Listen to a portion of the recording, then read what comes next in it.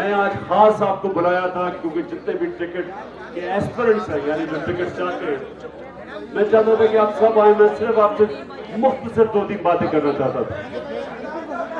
सबसे पहले अगर आप सारे बैठ लेना, वो पीछे देख लेंगे, वो कहाँ देख लेंगे, बैठ जाए, जिनके घुटने कमजोर हैं वो पीछे जाके खड़े हो सकते हैं। बैठ जाओ प्लीज, बैठ जाओ, बैठ जाओ, बस बस। अच्छा जी, सुने जरा मेरी बात, खामोशी खामोशी, अब सुने। देखिए, मैंने आज आप सबको दावत इस वजह से दी कि ये पाकिस्तान की तारीख का सबसे अहम इलेक्शन है। ये फैसला कुन वक्त है पाकिस्तान में।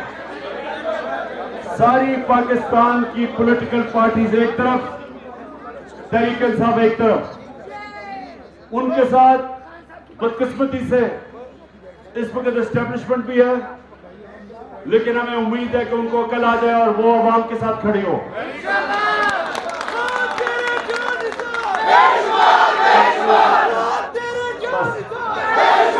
अच्छा सुने, देखिए, मैं आपको सबसे पहले एक बात कहना चाहता हूं कि मैं ये चाहता हूं कि जो भी मेरी तहरीक इंसाफ के टिकट के लिए जो भी ख्वाहिश रखते हैं, मैं सिर्फ आपकी थोड़ी सी सोच बदलना चाहता हूं।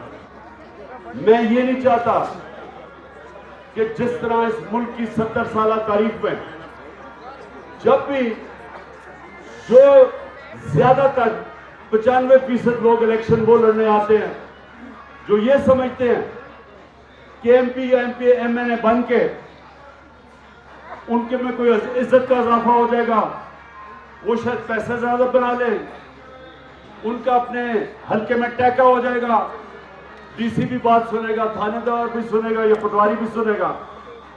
यानी छोटी छोटी ख्वाहिशें हैं, बड़ी सोच नहीं है। इस वजह से हमारा मुल्क का यह हाल है कि अगर जो इलेक्शन जीत के असेंबली में बैठता है उसको पाकिस्तान की फिक्र ही नहीं है। सिर्फ उसका एक मकसद है कि मेरे लिए क्या है, क्या मैं अपने हल्के में अपने काम करवा सकता हूं, जायज और नाजायज, क्या मुखालफिन के खिलाफ पर्चे करवा सकता हूं। यानी हमारी सियासत वहां आके रुक जाती है। वो समझते नहीं है कि सियासतदान सारी दुनिया में एक तरफ गालियां निकालते हैं लोग, और दूसरी तरफ सारे अल्लाह के पैगंबर लीडर थे। सियासत इबादत भी बन जाती है। जब आप असेंबली में आके आपको अगर लोग इलेक्ट करते हैं, जब आपको टिकट मिल जाता है, तो आपको एक लीडर बनने का मौका मिल जाता है। आप फिर जाके अपने हल्के को लोगों को साथ मिला के, उनके काम करके, उनकी दुआएं लेके आपको मौका मिलता है ऊपर जाने का।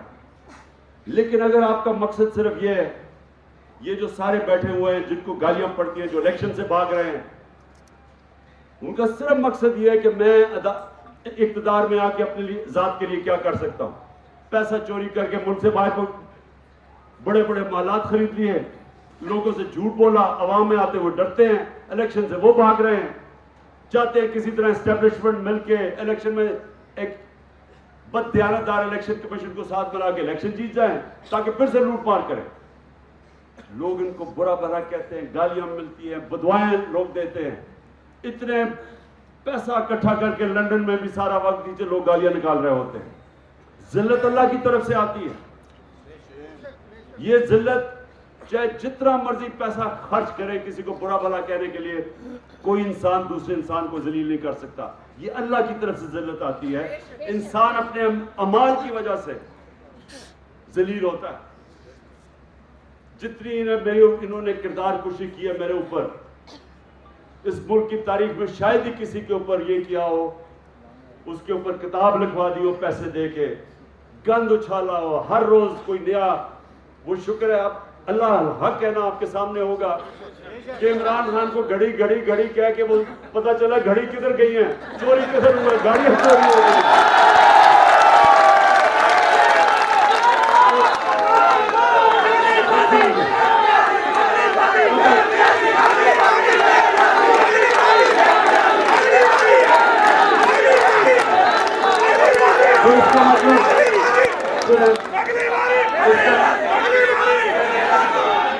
तो इसका मतलब इसका मतलब ये कि कोई भी इंसान आपको जलील नहीं कर सकता। इंसान अपने अमाल की वजह से अपने आप को तबाह करता है। तो इसलिए मैं आप सबको एक पहले बात करना चाहता हूं कि आपने अगर पाकिस्तान को इस दलदल से निकालना है तो जब भी अल्लाह आपको मौका देगा, जिन जिन को मौका देगा, आपने इस बार एक नई सोच लेके आनी है। यानी बड़ा इंसान, सुने, बड़ा इंसान वो है जिसकी बड़ी सोच है। आज आपके मुल्क में सबसे बड़ा लीडर कौन है? कायदे आजम। और क्यों है? क्योंकि कायदे आजम अपने लिए नहीं उन्होंने पाकिस्तान बनाया। जब उनको पता था कि वो कैंसर से मर रहे हैं, अपने डॉक्टर को किसी को बताने नहीं दिया कि शायद अगर दुश्मनों को पता चल जाए तो वो डिले कर दें और शायद पाकिस्तान ना बने। ये कमिटमेंट थी। बीमार थे, मीटिंग में बैठते थे, पता नहीं चलने देते थे, क्योंकि अपने लिए नहीं कर रहे थे। इसलिए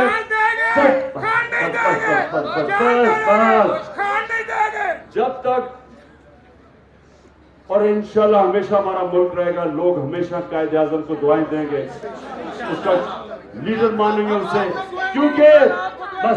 क्योंकि उसने अपनी जात के लिए पाकिस्तान नहीं बनाया था, पावर के लिए नहीं बनाया था। गांधी और नेहरू ने उसको हिंदुस्तान की वजारत उस्मा की ऑफर कर दी थी।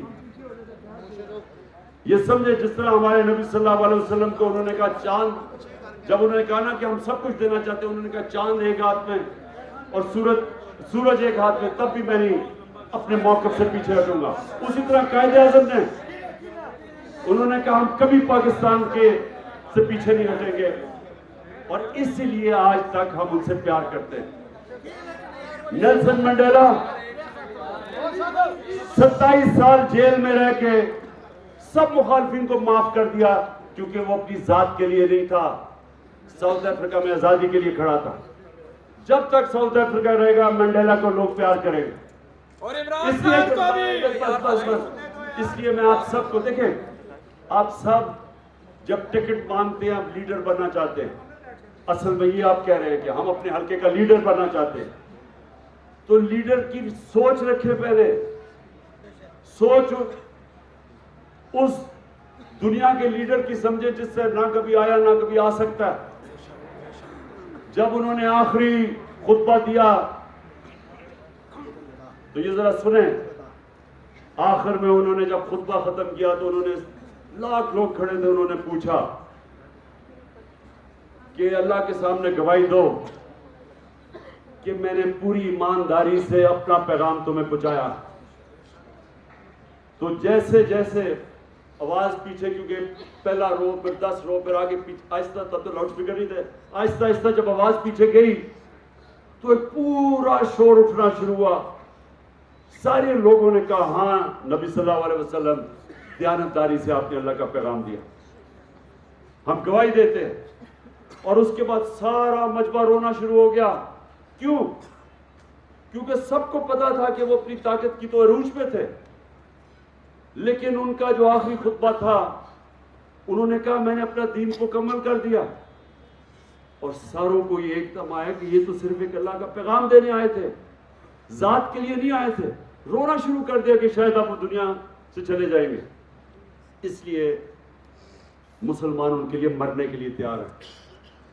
ये प्यार है उनका। और वो अल्लाह हमें हुक्म करता है कि उनकी सुन्नत पे चलो। और उनकी सुन्नत ये है जो उनके बड़े बड़े आशिक नबी दासत हजरत दाता साहब, मियां मीर, बुल्ले शाह, बाबा फरीद, ये सारे आशिक रसूल थे। आज इनके उर्स के ऊपर लाखों लोग क्यों जाते हैं? क्योंकि वो भी इंसानियत के लिए आए थे, तो जात के लिए नहीं आए थे। तो जो सियासतदान है, जब वो इंसानियत की खिदमत करता है, वो इबादत में चली जाती है। जब वो जात के ऊपर आता है, वो नवाज शरीफ वज़ीर बन जाता है, लोग गालियां निकालते हैं, कहते हैं। तो आपने अच्छा, मैं आपको ये वादा, क्योंकि मैं अल्लाह से ज्यादा मुझे खौफ है, मैंने इस बार सारे टिकट आपको मैंने देने हैं।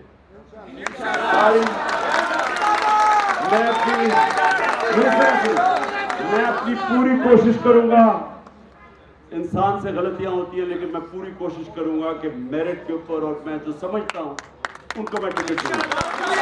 लेकिन मैं इंटरव्यू भी आपको करूंगा अभी, लेकिन मैं सिर्फ आपको ये कहना चाहता हूं, जिनको नहीं मिले टिकट, मैं आज आपको सिर्फ ये कहना चाहता हूं, आपने हमारे जिहाद का हिस्सा बनते रहना।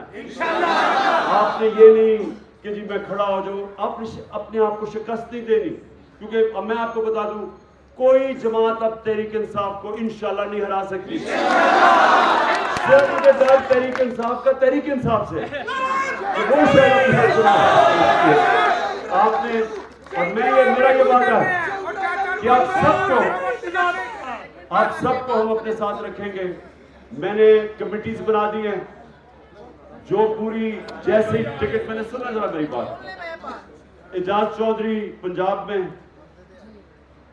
उधर ऑन पपी, और फिर ब्रिगेडियर मुसद्दिक को मैं लेके आया हूं। मकसद इन कमिटीज का ये होगा कि वो सारे जिनको टिकट नहीं मिलेंगे पहले से तय कर देंगे कि हम आपको और किधर किधर एडजस्ट करेंगे। हजारों महकमे होते हैं, यानी सारे, आप अंदाजा नहीं लगा सकते कितने हजार हमारे पास महकमे होते हैं, जिधर हम पहले से आपको तैयार करेंगे, हम उनको एडजस्ट करेंगे उधर। और इंशाल्लाह मैं केपी का उधर भी मैं पूरी टीम बना रहा हूँ, आजम स्वाति की, अली मोहम्मद की, और मुराद सईद की। उनका भी काम होगा लोगों को एडजस्ट करना। पहले से ही, इलेक्शन से पहले से हम आप सबको एडजस्ट करेंगे। बंदियात इलेक्शन में नहीं, महकमे बहुत है, महकमों में आपको डालेंगे। मैं सिर्फ आपको भी कहना चाहता हूँ, आप सब ने हमारी टीम का हिस्सा बन के रहना। ये जहाज है और सब इंशाल्लाह लड़ेंगे।